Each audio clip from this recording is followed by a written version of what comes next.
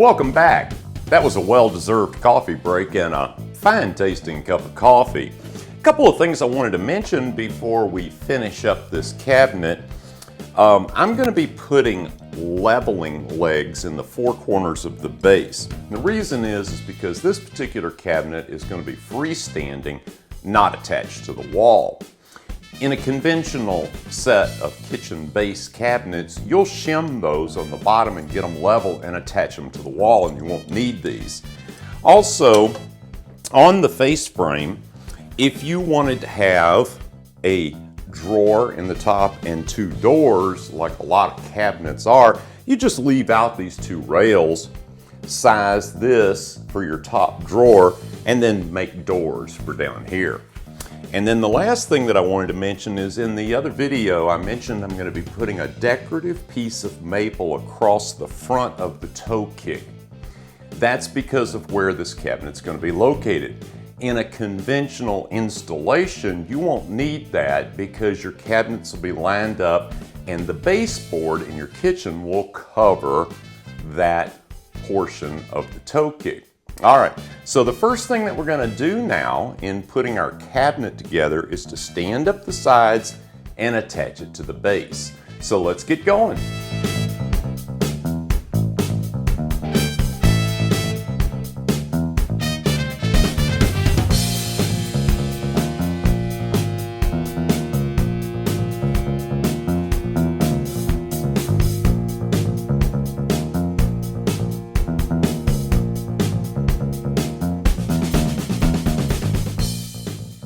Just a little bit of prep before we attach the sides. I've made a mark up 3.5 inches from the bottom on both side pieces on the inside faces. And that is purely just to show me where I want to put the glue when I apply the glue to this. I've got the base set up here on some wax paper, and I've got a couple of clamps laid out here to use, and then I've cut some scrap of the same 1/4 inch plywood that I'm going to use for the back. We're going to use this for spacing and shim stock. We'll be using this a couple of different times. So we're ready to get going. This is our left hand side piece. So I'm going to set that up here and I'm going to put a little glue on here. And the only reason I put the line on here is I want to make sure I really don't have any squeeze out. So what I'm going to do is I'm going to stay about 1/2 inch from the line on the top. And I'm going to stay about 1/2 inch from the bottom of the cabinet. I'm just going to spread a nice little bead of glue on there. It doesn't have to be perfect or perfectly smooth. So we can now take this and we're going to stand it up here. And hopefully get that to stay there for a minute while I put some glue on the other piece.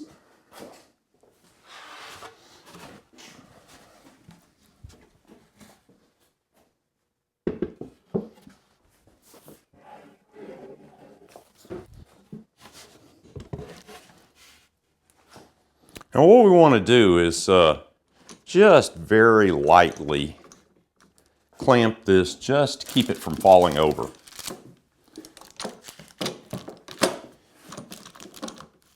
And then I want to use the spacer and make sure that my base is lined up so it comes up flush with the back of the cabinet. There we go. Do the same thing over here.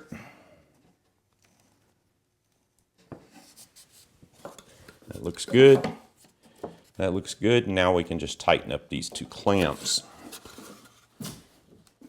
And once the clamps are tight, then I'm just going to shoot some brads in from the inside. And that's going to help hold this together while it's drying.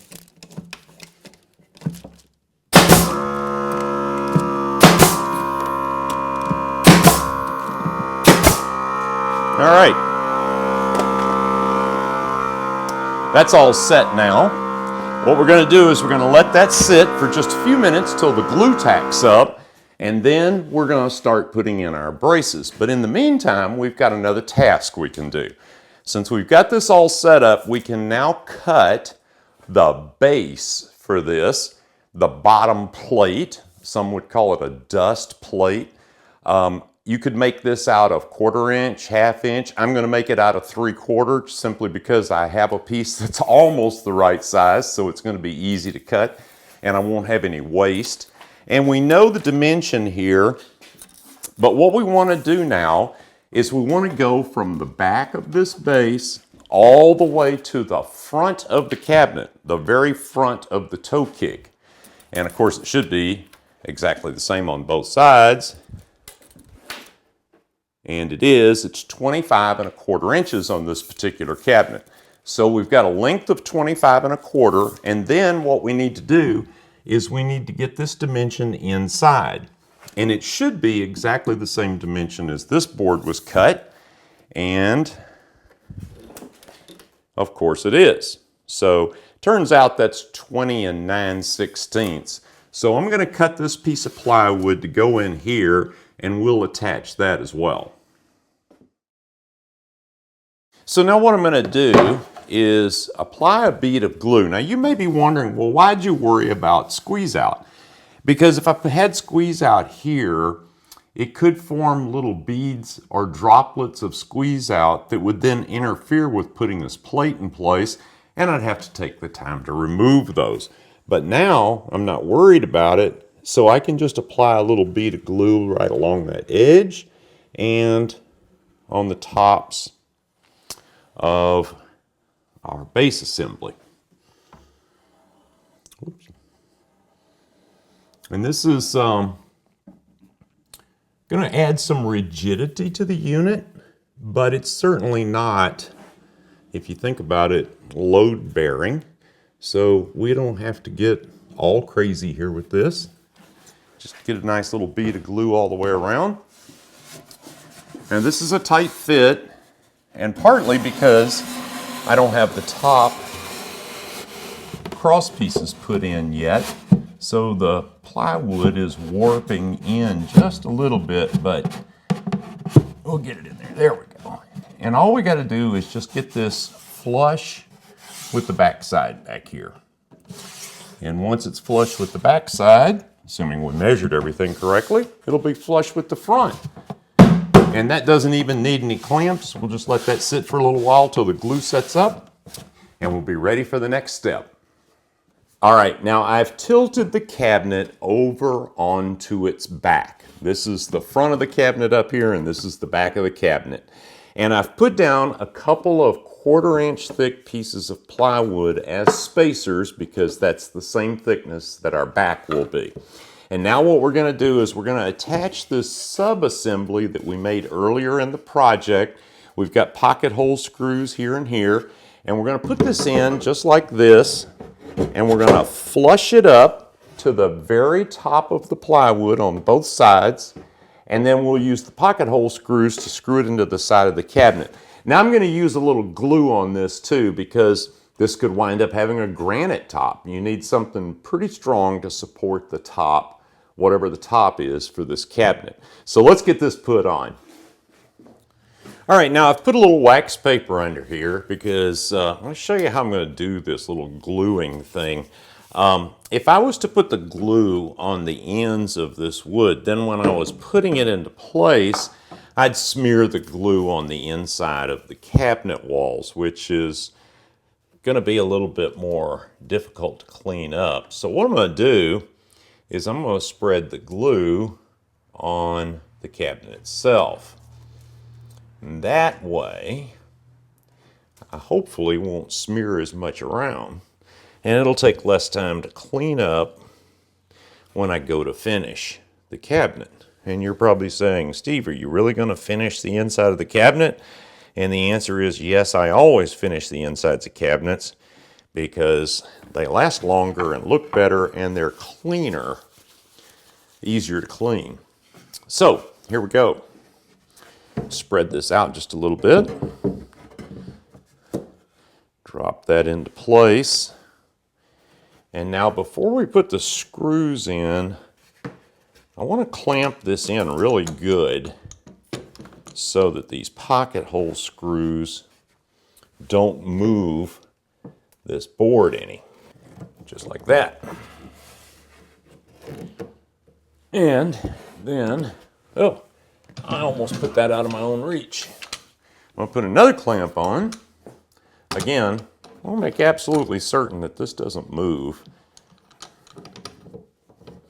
because the alignment here is pretty important. All right, then all we got to do is just put our pocket hole screws in.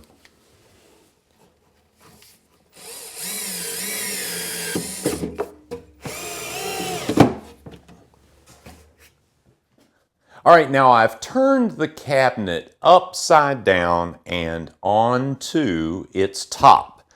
So the top of the cabinet is down on the work table. And we're going to put one of our cross braces right here and flush it up right to the front of the cabinet.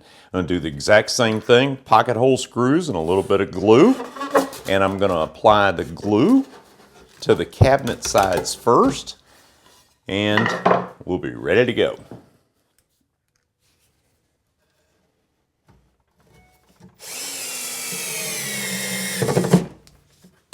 Now we want to put one brace in the middle across, and we're pretty much ready then to put the back on the cabinet. Okay, for the middle one, nothing fancy. I figured the distance, measured the middle, and then made a mark so that I could get this positioned in the center of the top. And we're going to do exactly the same thing. Now, I'm not able to clamp down and squeeze this in to keep this from moving. So I've clamped the whole cabinet down, and I'm going to try to use a little force and body weight to hold it into place to make sure it doesn't move. Well, you've probably figured out we're pretty close to being finished with this cabinet. Need to cut a piece of 1/4-inch plywood to go across the back and attach that. And then we need to attach the face frame. And I'm going to show you one little trick on the face frame that'll save you some time when you're attaching your drawer slides. So let's get going on that. All right, now I've cut the back to size, and I've turned the cabinet up on its face, and I've got the back in position. But there's a kind of an important note here. This is big box store plywood, and it's pretty rough. It's pretty wavy. And I'll be able to get it flat here where we've got this support, and I'll be able to get it flat here where we've got this support. This is the top of the cabinet, and this is the bottom. And the middle is going to be a little wavy. But we're going to fix that, and we're going to fix it from inside the cabinet. So we'll do that in a couple of minutes. For right now, let's just get it flat on these two surfaces, and we'll be good to go. So I'm going to smear some glue up here. And I'm going to go ahead and get this on there pretty good. And it don't have to have a ton of glue, but it needs to hold the back on pretty good. I'm not going to get all fancy with spreading this with some kind of spreader or something. It's really not necessary. Anyway, this tight bond glue is so good. I am going to run a bead on the edge of the plywood, which is the bottom of the cabinet, and then I'll go around the base frame piece. All right. Now what we want to do is we want to make sure, I'm going to work on this edge up here first, and what we want to do is we just want to make sure that we've got this flush with this frame piece on the top, so it doesn't interfere with whatever kind of top winds up being put on this cabinet. So this really is pretty buckled piece of plywood. So I'm going to clamp it here. I'll clamp the middle first. Actually, you know what? Let's change this. Let's put a board up here so we get nice clamping pressure all the way across.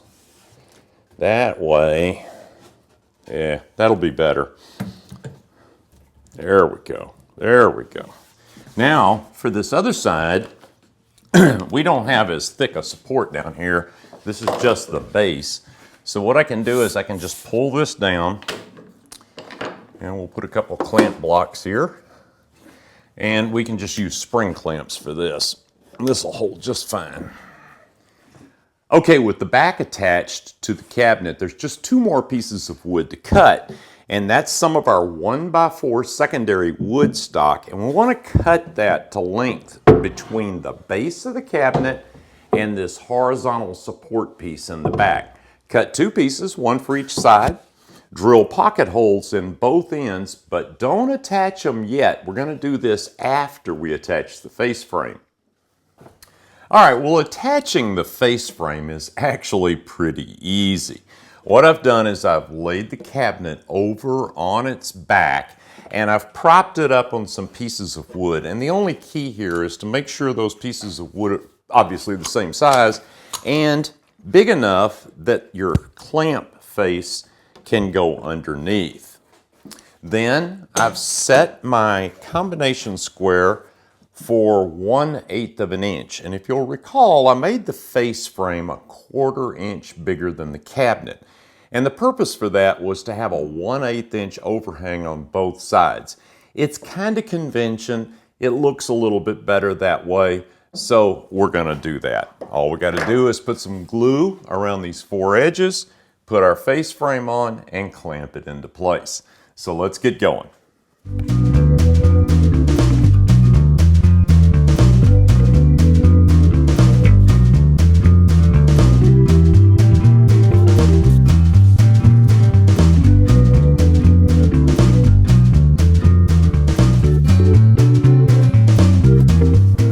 I think you've probably heard me say this before, but one of the things you can do, face frames can be difficult because they slide around a little bit on the glue. So what I like to do is I like to put the glue on and then let it tack just for a couple of minutes. You'll feel it. It'll start to feel a little bit tackier as you move your finger across it. It'll start to drag a little bit. And when it starts to drag on your finger a little bit, it's also going to drag on the wood a little bit. And it won't slide as much, but it'll still slide enough that you can get it into position. And of course, the key here is the overhang and flush with the top. So we want to make sure we've got both dimensions set.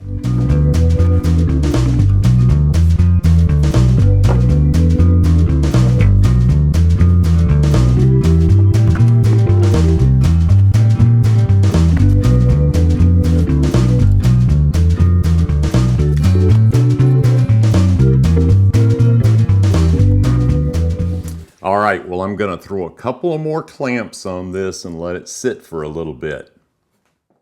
With the face frame attached, the last step in building this cabinet box is to install our vertical support pieces in the back of the cabinet.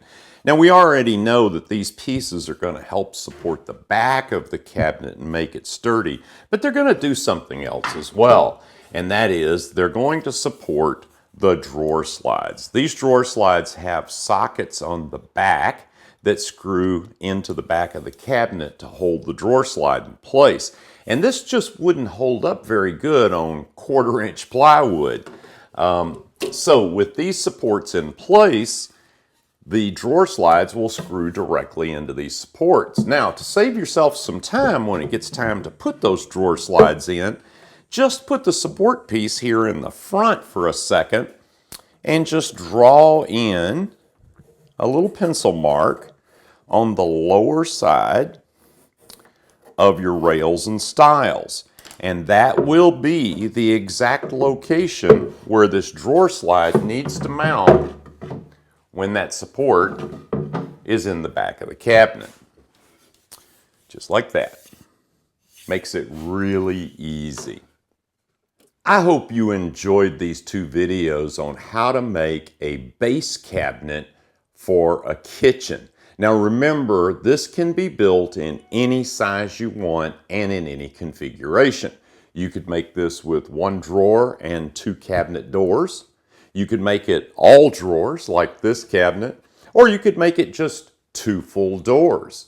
Whatever you want to do, the base cabinet construction is essentially the same. Just change the dimensions and build it however you want. Thank you again for watching, and I look forward to seeing you in the next video.